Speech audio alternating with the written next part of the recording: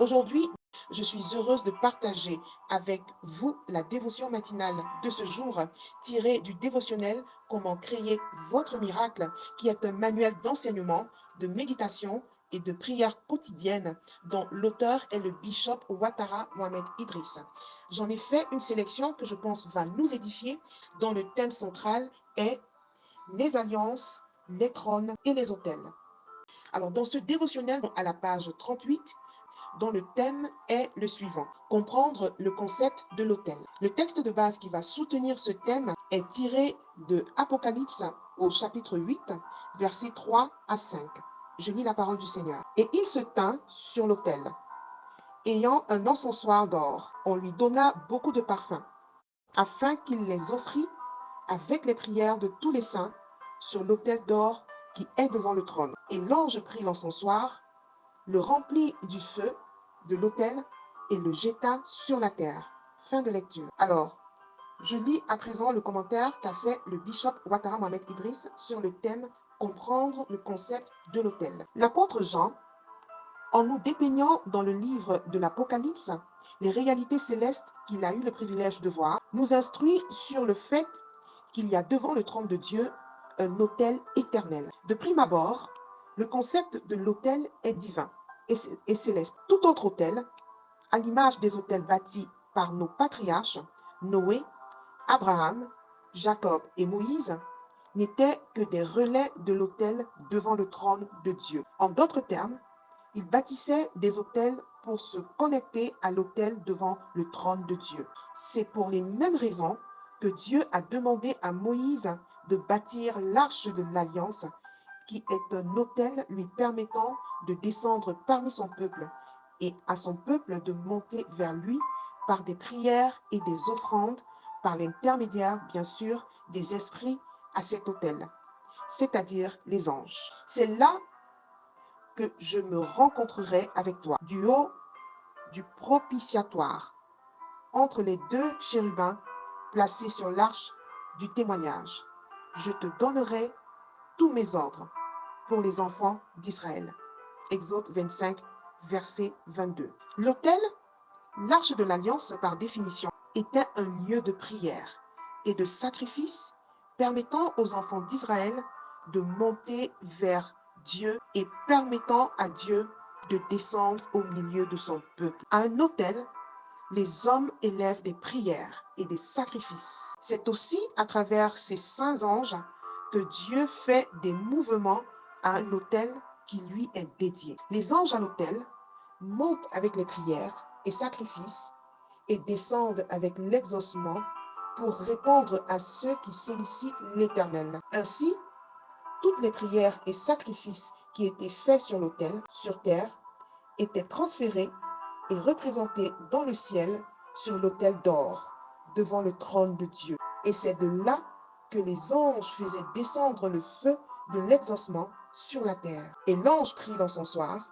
le remplit du feu de l'autel et le jeta sur la terre. De nos jours encore, le concept de l'autel existe et marche bel et bien, car c'est un concept éternel. Les églises sont des autels où le peuple de Dieu peut rencontrer Dieu et Dieu peut descendre parmi ses enfants. C'est ce qui explique que vous n'avez pas la même intensité de présence de Dieu à l'église comme dans votre chambre à coucher, de sorte que vous n'expérimenterez jamais Dieu dans une certaine hauteur si vous ne vous présentez pas devant l'autel de l'église. Car il est vrai que Dieu est omniprésent, il est aussi vrai qu'il n'est pas partout présent avec la même intensité. Toutefois, le concept de l'autel n'est pas que biblique. Toute religion avec une divinité applique le concept des autels, car aucune divinité, à savoir esprit, ne peut agir parmi les hommes sans passer par un autel. Les occultistes, eux aussi,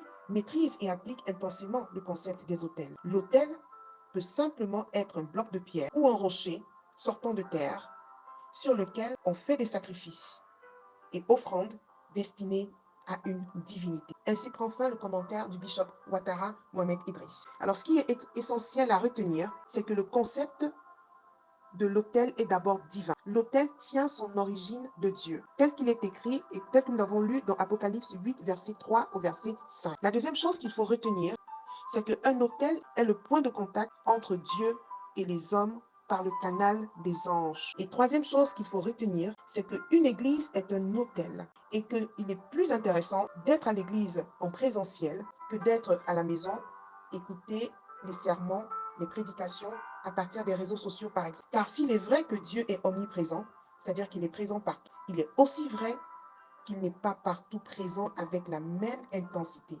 Plus on est près de l'autel et plus la présence de Dieu est intense. Donc, c'est les points essentiels que je me dis qu'il faut retenir. À présent, nous allons prier. Alors, tu vas lever ta main d'autorité, ta main droite, et répéter après moi et avec foi ces 5 points de prière très importants. Premier point de prière. Merci Seigneur pour la révélation de ta parole qui m'éclaire et qui me permet de mieux m'attacher à toi. Merci Seigneur pour la révélation de ta parole qui m'éclaire et qui me permet de mieux m'attacher à toi. Deuxième point de prière. Je déclare que mes prières et sacrifices ne manqueront pas sur l'autel de Dieu au nom de Jésus. Je déclare que mes prières et sacrifices ne manqueront pas sur l'autel devant l'Éternel au nom de Jésus. Point de prière numéro 3. Je déclare que désormais, mes requêtes et mes combats seront soutenus par l'autel de l'Éternel à travers des sacrifices et des prières. Je déclare que désormais, mes requêtes et mes combats seront soutenus par l'autel de l'Éternel à travers les sacrifices de prière numéro 4 des prières.